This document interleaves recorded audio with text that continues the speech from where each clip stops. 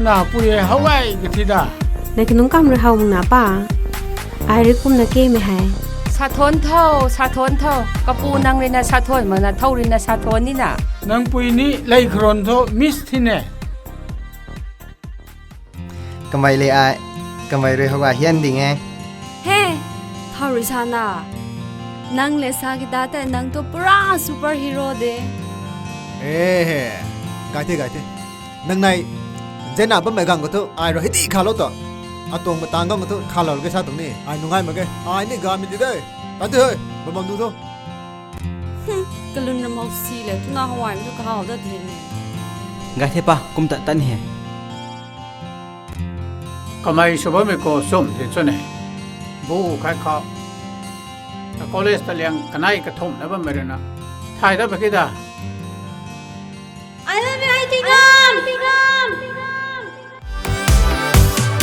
Ngaan Santanpou kau na bom sining nang kai Ngaan su tau mana nu magai ai tu Kamei day nang tu Gangmei day tau la nu mai day la sau da drito non sabam ta hai taram ke akini mai oh na là người tung ini ha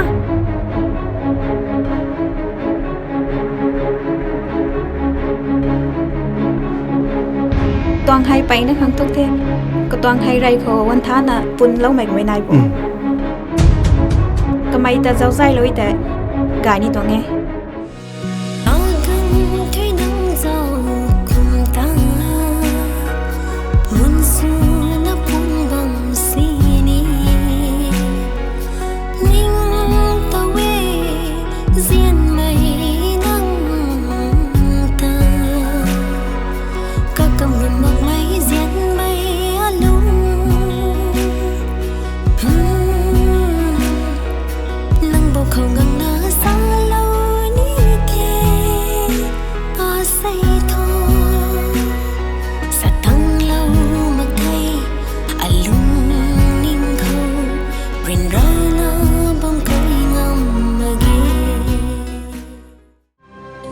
ไอรีนักดนตรีเรียนรักเราได้ทุก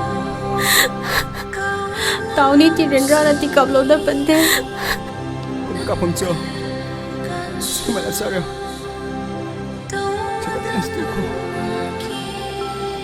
ตูนับว่าไม่อาสารริงนี่นะโจไอรีน่ะริงงามนี่นะโจที่มีคณะการมีแต่ควันนะตูบัมตวงที่นี่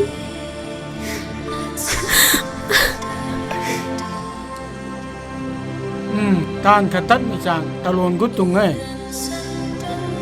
ให้พวกกระสักรู้ตะเก่าปะรู้